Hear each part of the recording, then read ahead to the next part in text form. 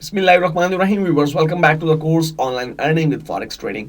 Viewers, अपनी इस video में मैं आपको शॉर्ट सेलिंग या बियरिश ट्रेंड्स के बारे में डिटेल से डिस्कस करूंगा। आपको बताऊंगा कि शॉर्ट सेलिंग से क्या मुराद है। एक्चुअली ये एक ऐसी पर्टिकुलर टर्म है जिसे बहुत से लोग कंफ्यूजन का शिकार हो जाते हैं कि ये किस तरह से काम करते हैं, इसका मैकेनिज्म क्या है। तो आइए देखते हैं कि शॉर्ट सेलिंग या बेयर ट्रेंड से क्या मुराद। तो व्यूअर्स, शॉर्ट सेलिंग की स्ट्रेटजी अडॉप्ट करते हैं बियरिश इन्वेस्टर्स या वो इन्वेस्टर्स जो कि प्राइस के डिक्रीज से फायदा उठाना चाहते हैं। और वो किस तरह से फायदा उठाते हैं, मैं एक छोटे से एग्जांपल से यहाँ पे आपको एक्सप्लेन करता हूँ। यहाँ पे आपको एक चार्ट नजर आ रहा है और इस चार्ट में आपको टॉप पे ही एक एक्स पॉइंट नजर आ रहा है। At that time euro US dollar currency pair की एक स्पेसिफिक प्राइस थी। लेट्स से कि एक इन्वेस्टर ने उस वक्त इस रेट के ऊपर अपनी करेंसी सेल आउट कर दी और उसके बाद वो ट्रांजैक्शन को क्लोज करता है उस वक्त जबकि euro US dollar currency pair की जो वैल्यू है $1.2480 है। अब यहाँ पे कई लोग कंफ्यूजन का शिकार हो जाते हैं कि जी हमारे पास तो करेंसी थी ही नहीं, तो हमने क्लोज क्या किया, हमने ट्रांजैक्शन को कंप्लीट कैसे किया। जैसे कि प्रीवियस एग्जांपल में हमने बात की थी कि हमारे पास एप्पल्स हैं, एप्पल्स को हमने सेल आउट किया, हाई रेट के ऊपर हमने प्रॉफिट अर्न कर लिया। लेकिन अब तो एप्पल एग्जिस्ट ही नहीं कर रहे, तो मैं उसी एग्जांपल को लेता हूं और आपको शॉर्ट सेलिंग के कॉन्सेप्ट को एक्सप्लेन करता हूं। लेट्स से कि आप एक इन्वेस्टर हैं और आप एक ब्रोकर के पास जाते हैं, एक रिटेलर या होलसेलर के पास लेट से जाते हैं और उससे कहते हैं कि जनाब मुझे आप 500 एप्पल्स उधार दे दीजिए, मैं आपसे परचेज नहीं कर रहा, जस्ट मुझे आप उधार दे दीजिए, मैं आपको ये एप्पल 4 दिन के बाद या 5 दिन के बाद लौटा दूंगा। तो इन वो जो ट्रेडर ट्रेडर है या सेलर है या ब्रोकर है वो आपसे कहते हैं कि क्या आपके पास गारंटी है। आप कहते हैं जी हाँ, मेरे अकाउंट में देखिए इतनी रकम पड़ी हुई है, तो मैं एक सॉलिड पार्टी हूँ, लेकिन मैं फिल वक्त परचेज नहीं करना चाहता, मैं उधार पे आपसे लेना चाहता हूँ एप्पल्स, आप मुझे 500 एप्पल्स दे दीजिए। और वो शख्स उसे एप्पल्स दे देता है 500 और उस वक्त एक एप्पल की जो प्राइस है वो $1.3140 है। अब वो इन्वेस्टर जो है वो 500 एप्पल्स लेता है और मार्केट में जाके फौरी तौर पे सेल आउट कर देता है। एक्चुअली वो इन्वेस्टर क्या परसीव कर रहा है, वो क्या, उसकी परसेप्शन क्या है, उसका आइडिया क्या है, वो ये परसीव कर रहा है या उसका आइडिया ये है कि आने वाले वक्त में एप्पल्स सस्ते होने वाले हैं। इसीलिए उसने ब्रोकर से ये कहा कि मैं आपको 500 एप्पल्स ही वापस करूंगा। ओके, अब वो 500 एप्पल्स उसने मार्केट में जाके फौरी तौर पे सेल कर दिए $1.3140 के हिसाब से और उसके पॉकेट में $657 आ गए।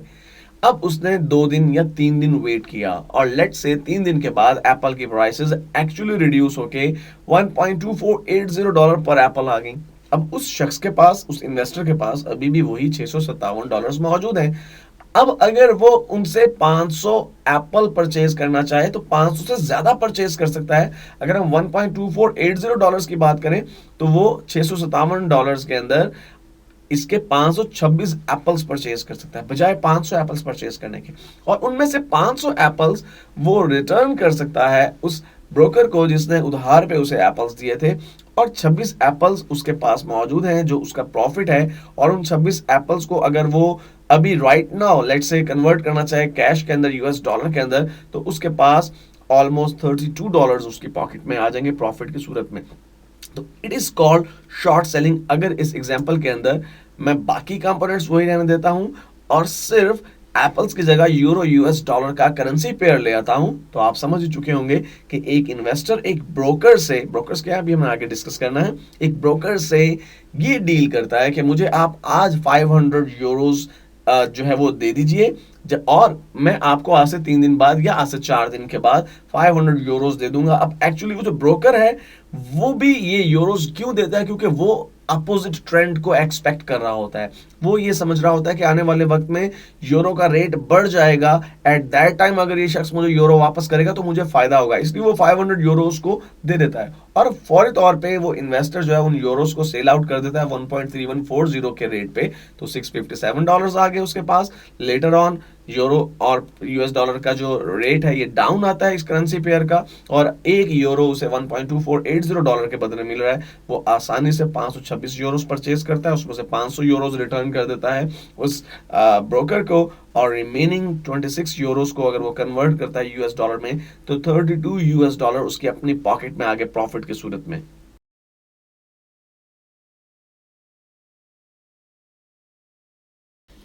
अपनी प्रीवियस वीडियो में हमने एक टर्म यूज की ब्रोकर्स की, तो definitely it's time to explain this term. मैं इस वीडियो में आपको एक्सप्लेन करूंगा कि ब्रोकर्स एक्चुअली क्या होते हैं।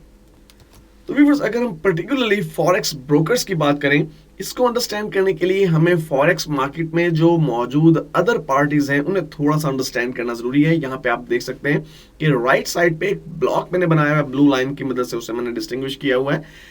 ये जो राइट साइड पे पार्टीज हैं, ये मेन पार्टीज हैं जो फॉरेक्स ट्रेडिंग को डील कर रही हैं। इसमें आपके कंट्री के सेंट्रल बैंक मौजूद हैं, आपके पास दूसरे कमर्शियल बैंक्स मौजूद हैं, डिफरेंट कंपनीज जो मल्टीनेशनल कंपनीज हैं जैसे कोका कोला, BMW, ये कंपनीज, इन्हें भी दूसरे कंट्रीज की करेंसी चाहिए होती है, तो ये भी फॉरेक्स ट्रेडिंग कर रही होती हैं। लेकिन इनके फॉरेक्स ट्रेडिंग का मकसद फॉरेक्स की ट्रेडिंग से प्रॉफिट अर्न करना नहीं, बल्कि इन्हें चूंकि डिफरेंट कंट्रीज के अंदर पेमेंट करनी है, डिफरेंट करेंसीज के अंदर, इसलिए फॉरेक्स की ट्रेडिंग करती हैं, एक करेंसी को दूसरी करेंसी में कन्वर्ट करवाती हैं। इट मींस कि ये जो पार्टीज हैं, आपके government, central banks, private banks और बड़ी बड़ी मल्टीनेशनल कंपनीज, ये तो आपके फॉरेक्स मार्केट का मेन कंपोनेंट है।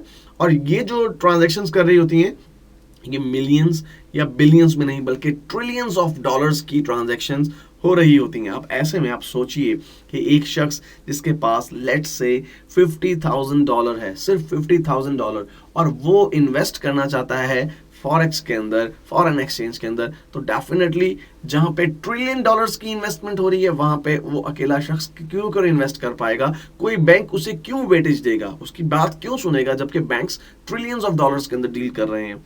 अब ऐसे अगर 2, 4, 6, 8, 10, 25, 30, 50 लोग इकट्ठे हो जाते हैं जिनके पास 50,000, 10,000, 200,000, इस तरह से डिफरेंट वैल्यूज ऑफ डॉलर्स हैं, और वो एक शख्स से कांटेक्ट करते हैं जो ब्रोकर है, जो कि यहाँ पे आपको इस बिल्डिंग की सूरत में नजर आ रहा है, और वो ब्रोकर जो है वो डायरेक्टली बैंक से कांटेक्ट करता है कि जनाब मैं फॉरेक्स ट्रेडिंग करना चाहता हूं और मेरे पास बैकएंड पे बहुत से लोग हैं जो कि इन्वेस्ट कर रहे हैं माइनर अमाउंट्स, और मैं उनकी इन्वेस्टमेंट आपके थ्रू यहाँ पर डील करवाऊंगा। तो ये ही एक्चुअली रोल है ब्रोकर का फॉरेक्स ट्रेडिंग के अंदर, कि आप इंडिविजुअली चूंकि डील नहीं कर सकते, इसलिए आपको किसी ना किसी ब्रोकर्स की जरूरत पड़ती है। और बेशुमार ब्रोकर्स अवेलेबल है मार्केट के अंदर जो कि फॉरेक्स ट्रेडिंग के अंदर डील कर रहे हैं। आप जिस कंपनी का भी डेमो अकाउंट यूज करेंगे, डेफिनेटली अगर वो आपको एक्चुअल रियल अकाउंट बनाने की फैसिलिटी दे रहे हैं, तो वो इटसेल्फ एक ब्रोकर है। बैक एंड पे वो ब्रोकिंग का काम करते हैं, और आप जो है अपनी इन्वेस्टमेंट उनके थ्रू डिफरेंट फॉरेन करेंसीज के अंदर इन्वेस्ट कर रहे होते हैं। तो होपफुली आपको ये कॉन्सेप्ट क्लियर हो चुका होगा कि as a single individual person आप डायरेक्टली फॉरेक्स के अंदर डील नहीं कर सकते। आपको उसके लिए एक सॉलिड स्ट्रॉन्ग पार्टी की जरूरत है जो कि एटलीस्ट मिलियंस ऑफ डॉलर्स के अंदर गेम कर रही हो, वो पार्टी ब्रोकर है।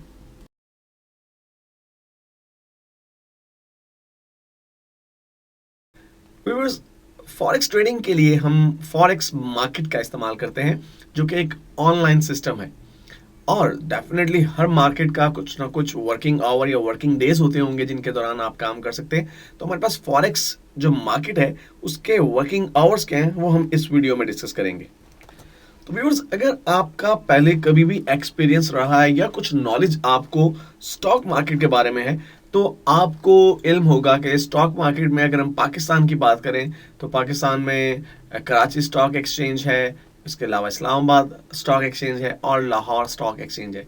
और ये स्टॉक एक्सचेंज मार्केट्स एक स्पेसिफिक टाइम पीरियड में ओपन होती हैं। अमूमन इनका वर्किंग आवर्स सुबह 9 बजे से लेकर शाम 4 बजे तक होते हैं, और सैटरडे संडे ये मार्केट्स क्लोज होती हैं।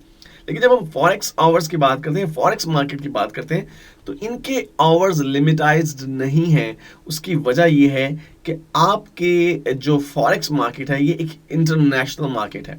पूरी दुनिया में इन्वेस्टर्स मौजूद हैं जो फॉरेक्स ट्रेडिंग कर रहे हैं, पूरी दुनिया में सेलर्स और बायर मौजूद हैं, और दुनिया के हर मुल्क में किसी भी गिवन टाइम में दिन का वक्त होता है, और किसी भी गिवन टाइम में किसी दूसरे मुल्क के अंदर रात का वक्त हो सकता है। तो इस वक्त अगर फॉर एग्जांपल पाकिस्तान में शाम 5:15 हो रहे हैं, तो हो सकता है कि किसी और कंट्री में इस वक्त सुबह के 4 बज रहे हों या दोपहर के 2 बज रहे हों। तो टाइम डिफरेंस की वजह से forex market all around the clock यानी 24 आवर्स अ डे काम करती हैं, और आप 24 घंटे में किसी भी टाइम अपनी ट्रांजैक्शन कंप्लीट कर सकते हैं।